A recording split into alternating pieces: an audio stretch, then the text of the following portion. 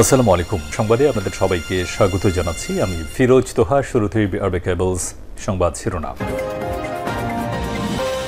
পুরোদমে Iran, Israel এবং নিরীহ ফিলিস্তিনিদের মাঝে ভয়াবহ যুদ্ধ চলছে হামলা পাল্টা হামলা। এরই মাঝে আমাদের হাতে এসে পৌঁছেছে এই যুদ্ধের সর্বশেষ গুরুত্বপূর্ণ সবথেকে তাজা আপডেট সংবাদ আপনাদের জানিয়ে দিব। প্রথমেই জানাবো, গাজা যুদ্ধে নেতৃত্ব দেওয়ার মতো দক্ষ সেনা পাচ্ছে না ইসরায়েল। গাজা উপত্যকায় ২১ মাসের বেশি সময় ধরে চলমান ভয়াবহ যুদ্ধের প্রেক্ষাপটে ইসরায়েলি সেনাবাহিনী প্রথমবারের মতো জনবল সংকট স্বীকার করেছে। ইসরায়েলের হিব্রু ভাষার দৈনিক মারিব জানিয়েছে, ইসরায়েলি বাহিনীতে প্রায় ৭,৫০০ সেনার ঘাটতি রয়েছে।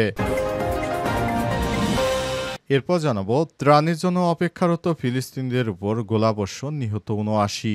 গাজার জিকিম ক্রসিংয়ে ত্রাণের জন্য অপেক্ষায় থাকা ফিলিস্তিনিদের উপর ইসরায়েলি বাহিনীর হামলায় অন্তত ৭৯ জন নিহত হয়েছে। এছাড়াও জাতিসংঘ এবং অন্যান্য সংস্থার পরিচালিত স্থাপনায় ইসরায়েলি হামলায় আরও ১৩ জন প্রাণ হারিয়েছে। আজ আল জাজিরা এই তথ্য নিশ্চিত করে। এদিকে ইসরায়েলি হামলায় আশঙ্কায় ইরাককে সতর্কবার্তা।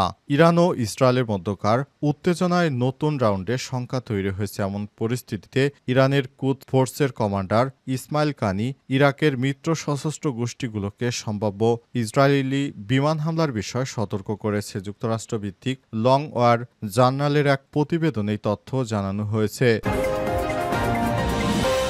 এদিকে আন্তর্জাতিক গণমাধ্যমে বাংলাদেশের বিমান দুর্ঘটনার খবর। রাজধানী ঢাকার উত্তরার মাইলস্টোন স্কুল অ্যান্ড কলেজের একটি ভবনে বাংলাদেশ বিমান বাহিনীর প্রশিক্ষণ বিমান বিধ্বস্ত হয়েছে। এই প্রতিবেদন লেখা পর্যন্ত মর্মান্তিক এই দুর্ঘটনায় অন্তত ২০ জন নিহত হয়েছে। বাংলাদেশ বিমান বাহিনীর প্রশিক্ষণ বিমান বিধ্বস্তের এই খবর বিশ্বের বিভিন্ন দেশের গণমাধ্যমে গুরুত্ব সহকারে প্রকাশ করা হয়েছে। এবং সর্বশেষ জানাবো, বেনজিরের ব্যবহৃত জিনিসপত্র নিলামে তোলা হচ্ছে। সাবেক পুলিশ মহাপরিদর্শক আইজিপি বেনজির আহমেদ গুলশানের আলিশান ডুপ্লেক্স ফ্ল্যাটে থাকা তার পরিবারের ব্যবহৃত আসবাবপত্র অন্যান্য সামগ্রী নিলামে তোলার সিদ্ধান্ত নেওয়া হয়েছে। আজ গুলশানের র্যাঙ্কন টাওয়ারে ৪টি আধুনিক ফ্ল্যাট একত্র করে তৈরি করা ডুপ্লেক্স ইউনিটের এসব ব্যবহৃত জিনিসপত্র নিলামের জন্য ঢাকা মহানগর সিনিয়র স্পেশাল জাজ আদালতে একটি নিলাম কমিটি গঠন করা হয়েছে। প্রিয় দর্শক, এতক্ষণ শুনছিলেন সংবাদ শিরোনাম, এবারে বিস্তারিত। তবে তার আগে বন্ধুরা, অনুরোধ থাকবে এই সংবাদটিতে একটি লাইক দিন। এই চ্যানেলে আপনি নতুন হয়ে থাকলে আমাদের সংবাদটি দেখতে দেখতে চ্যানেলটি সাবস্ক্রাইব করে রাখুন। কমেন্ট করে বন্ধুরা আপনার মূল্যবান মতামত জানিয়ে দিন আপনি বিশ্বের কোন দেশ থেকে বা বাংলাদেশের কোন স্থান থেকে আমাদের সংবাদটি দেখছেন এবং শুনছেন। আর বন্ধুরা, গাজা যুদ্ধে আপনি যদি নিরীহ ফিলিস্তিনিদের ভালোবেসে থাকেন, কমেন্টে ইয়েস লিখে বিশ্ববাসীকে জানিয়ে দিন। সংবাদটি আপনার সোশ্যাল মিডিয়া ফেসবুকে শেয়ার করে বন্ধুদেরও দেখার সুযোগ করে দিন। এবারে বিস্তারিত। গাজা যুদ্ধে নেতৃত্ব দেওয়ার মতো দক্ষ সেনা পাচ্ছে না ইসরায়েল। গাজা উপত্যকায় ২১ মাসের বেশি সময় ধরে চলমান ভয়াবহ যুদ্ধের প্রেক্ষাপটে ইসরায়েলি সেনাবাহিনী প্রথমবারের মতো জনবল সংকট স্বীকার করেছে। ইসরায়েলি হিব্রু ভাষার দৈনিক মারিব আজ জানিয়েছে, ইসরায়েলি বাহিনী প্রায় ৭,৫০০ সেনা ঘাটতিতে রয়েছে। মারিব জানায়, সেনাবাহিনীতে বর্তমানে ৩০০ প্লাটুন কমান্ডার এর অভাব রয়েছে। বিশেষ করে স্থলযুদ্ধ ইউনিটগুলোতে এই পরিস্থিতিতে অভিজ্ঞ সেনা অফিসার প্রশিক্ষণ প্রোগ্রামে অংশ নিতে উদ্বুদ্ধ করা হয়েছে। ফলে বাধ্য হয়ে অনভিজ্ঞ সার্জেন্টদের অস্থায়ী প্লাটুন কমান্ডার হিসেবে নিয়োগ দেওয়া হচ্ছে। কেবল প্লাটুন পর্যায়ে নয়, বরং কোম্পানি পর্যায়ে নেতৃত্বের ঘাটতি রয়েছে। গত কয়েক মাসে সেনাবাহিনী এমন অফিসারদের কোম্পানি কমান্ডার হিসেবে দায়িত্ব দিয়েছে যারা অফিসিয়াল কোম্পানি কমান্ডার কোর্স সম্পূর্ণ করেনি। এতে সামরিক দক্ষতা ও সিদ্ধান্ত নেওয়ার মান নিয়ে প্রশ্ন উঠেছে। নিয়মিত বাহিনী ও রিজার্ভ ইউনিট উভয়ের ব্যাটালিয়ন কমান্ডাররা জানিয়েছে, যুদ্ধ চলাকালীন দায়িত্ব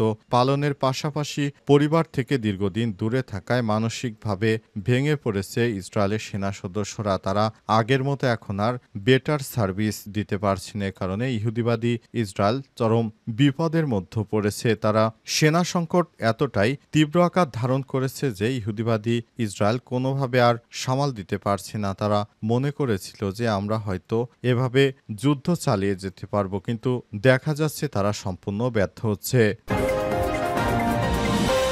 ত্রাণের জন্য অপেক্ষারত ফিলিস্তিনিদের উপর গোলাবর্ষণ, নিহত ৭৯।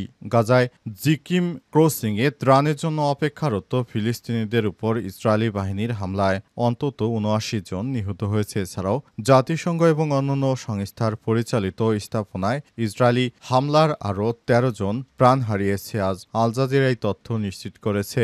রাতভর গাজার বিভিন্ন অঞ্চলে ইসরায়েলি গোলাবর্ষণে মোট নিহতের সংখ্যা দাঁড়িয়েছে কমপক্ষে ১১৫ জনে। গাজার স্বাস্থ্য মন্ত্রণালয়ের তথ্য মতে গত ২৪ ঘণ্টায় অনাহারে মৃত্যু হয়েছে আরও ১৯ জনের। জাতিসংঘ সতর্ক করে বলেছে, গাজায় দুর্ভিক্ষের পরিস্থিতি নতুন এক পর্যায়ে পৌঁছে গেছে। ইহুদিবাদী ইসরায়েলের হামলায় এখনও প্রতিদিন নির্বিচারে গাজায় গণহত্যা চালানো হচ্ছে। প্রতিদিন অসংখ্য মানুষকে খাবারের কথা বলে ডেকে নিয়ে তারপর তাদেরকে হত্যা করা হচ্ছে। এটি কোনোভাবেই গ্রহণযোগ্য নয়। ইহুদিবাদী ইসরায়েলিরা প্রতিদিন যেভাবে নিরীহ ফিলিস্তিনিদেরকে হত্যাযজ্ঞ চালিয়ে যাচ্ছে, সেটি পৃথিবীর ইতিহাসে এত ভয়াবহ দুঃখজনক হত্যাকাণ্ড আর কখনো অতীতে হয়নি। গাজা এখনও নির্বিচারে মানুষ হত্যা করে যাচ্ছে ইহুদিবাদী ইসরায়েল। এটি কোনোভাবেই কাম্য নয়। ইহুদিবাদীরা এখনও প্রতিদিন নিরীহ ফিলিস্তিনিদের রক্তে রঞ্জিত হচ্ছে তাদের হাতে। অবস্থায় এ পর্যন্ত ইহুদিবাদী ইসরায়েলের হামলায় অন্তত ৫৬,০০০ মানুষ মারা গেছে। তারপরও ইহুদিবাদী ইসরায়েল এখনও নির্বিচারে গাজায় হামলা চালিয়ে যাচ্ছে। অবস্থায় ইহুদিবাদী ইসরায়েল যুদ্ধ করে কোনোভাবেই তাদের মনোবাসনা পূর্ণ করতে পারেনি। তারা এখনও নির্বিচারে গাজায় হামলা চালিয়ে যাচ্ছে।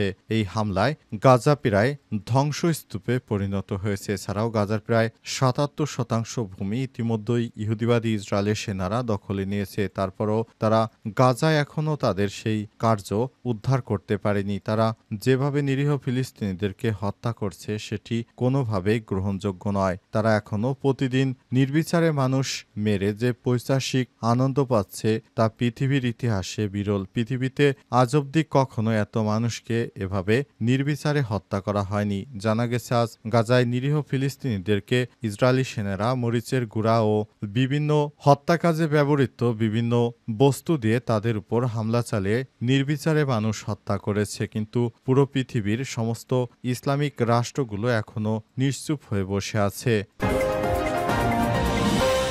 ইসরায়েলি হামলার আশঙ্কায় ইরান ইরাককে সতর্কবার্তা। ইহুদিবাদী ইসরায়েল ইরাকে যে কোনো সময় হামলা চালাতে পারে। এ কারণে ইরানের পক্ষ থেকে সতর্কবার্তা দেওয়া হয়েছে। আজ ইরানের পররাষ্ট্র মন্ত্রণালয় থেকে বিষয়টি নিশ্চিত করা হয়েছে। জানা গেছে, ইহুদিবাদী ইসরায়েলেরা যে কোনো সময় আবার ইরাকেও হামলা চালাতে পারে। কারণ ইরাকের প্রধানমন্ত্রী বর্তমান ইহুদিবাদী ইসরায়েলের বিপক্ষে ইরানকে সহায়তা দেওয়ার প্রতিশ্রুতি দিয়েছেন। এরপরই ইরান এই আশঙ্কা প্রকাশ করেছে। জানা গেছে, ইহুদিবাদী ইসরায়েলের বিরুদ্ধে ইরান ব্যাপক আকারে প্রতিরোধ গড়ে তোলার পর ইরাক ঘোষণা দিয়েছে তাদের মাটি কোনোভাবেই আর ইহুদিবাদী ইসরায়েলকে ব্যবহার করতে দেবে না। ইহুদিবাদী ইসরায়েল ইরাকের মাটি ব্যবহার করে ইরানে হামলা চালাতে পারবে না। এরপরই এই ধরনের ঘটনা সামনে আসলো। এতে ইহুদিবাদী ইসরায়েল এবার ইরাকেও হামলা চালাতে পারে এমন আশঙ্কা তৈরি হয়েছে। এই আশঙ্কা থেকে ইরান ইরাককে সতর্কবার্তা দিয়েছে, যাতে করে এই ধরনের কোনো হতাহতের ঘটনা না ঘটে। বেনজিরের ব্যবহৃত জিনিসপত্র নিলামে তোলা হচ্ছে। সাবেক পুলিশ মহাপরিদর্শক আইজিপি বেনজির আহমেদের গুলশানের আলিশান ডুপ্লেক্স ফ্ল্যাটে থাকা তার পরিবারের ব্যবহৃত আসবাবপত্র ও অন্যান্য সামগ্রী নিলামে তোলা হয়েছে। গুলশানের র্যাঙ্কন টাওয়ারের 4টি আধুনিক ফ্ল্যাটে একত্র করে তৈরি করা ডুপ্লেক্স ইউনিটের এসব ব্যবহৃত জিনিসপত্র নিলামের জন্য ঢাকা মহানগর সিনিয়র স্পেশাল জাজ আদালতে একটি নিলাম কমিটি গঠন করা হয়েছে। আজ অনুষ্ঠিত এই বৈঠকে কমিটি সিদ্ধান্ত নেয় যে কয়েকদিনের মধ্যেই সংবাদপত্রে বিজ্ঞপ্তি প্রকাশের মাধ্যমে বেনজির আহমেদ ও তার পরিবারের ব্যবহৃত জিনিসপত্র নিলামে তোলা হবে। বৈঠকে নিলাম প্রক্রিয়ায় ক্রাইটেরিয়া নির্ধারণ করা হয়েছে এবং তা সম্পন্নের জন্য প্রয়োজনীয় ব্যবস্থা গ্রহণ করা হয়েছে। জানা গেছে, ইতিমধ্যে বেনজির আহমেদের জব্দকৃত সম্পদের তালিকা প্রস্তুত করা হয়েছে। সম্পদের বিবরণী তৈরি করতে গিয়ে নিলাম কমিটির সদস্যরা বিস্মিত হয়েছে। প্রজাতন্ত্রের একজন দায়িত্বশীল কর্মকর্তার এই ধরনের ক্ষমতার অপব্যবহার ও দুর্নীতির ব্যাপকতা তাদের কল্পনারও বাইরে ছিল। এদিকে দুর্নীতি দমন কমিশন দুদক ইতিমধ্যে শত শত কোটি টাকারও বেশি অবৈধ সম্পদ অর্জনের অভিযোগে বেনজির আহমেদের বিরুদ্ধে মামলা দায়ের করেছে। ইনভেন্টরি কমিটির এক সদস্য জানায়, ফ্ল্যাটে ব্যবহৃত জিনিসপত্র তালিকাভুক্ত করার সময় মনে হয়েছে যেন আমরা ফিলিপাইনের সাবেক শাসক মার্কোস ও তার স্ত্রী ইমেলোদা মার্কোসের সম্পদের তালিকা তৈরি করছি। ৮০ দশকে যাদের বিলাসবহুল জীবন বিশ্বজুড়ে আলোচনার জন্ম দিয়েছিল। ইমেলোদা মার্কোসের অসংখ্য জুতা, দামি পোশাক ও প্রসাধনী সামগ্রী, মুখরোচক গল্প তখন সারা দুনিয়ায় ছড়িয়ে পড়ে। তিনি বলেন, এই যেন বেনজিরের দম্পতির সঙ্গে মার্কোস দম্পতির জীবনের আশ্চর্য মিল রয়েছে। ফ্ল্যাট থেকে জব্দ করা ২৪৬টি আইটেমের তালিকা দেখে সম্পদের মাত্রা থেকে বোঝা যায় শুধুমাত্র একটি ফ্ল্যাট থেকে তার পরিবারের ব্যবহৃত বিপুল পরিমাণ পোশাক ও ব্যক্তিগত সামগ্রী উদ্ধার করা হয়েছে।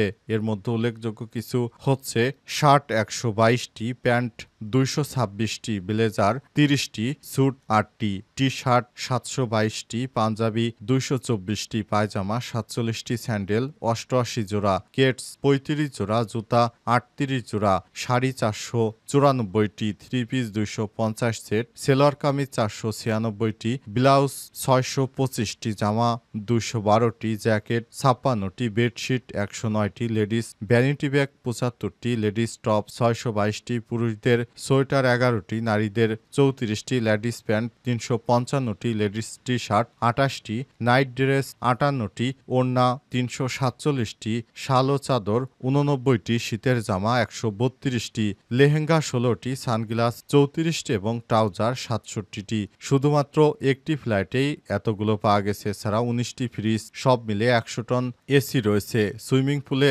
ব্যবহৃত আধুনিক সুযোগ সুবিধা সহ ইলেকট্রনিক সামগ্রী রয়েছে।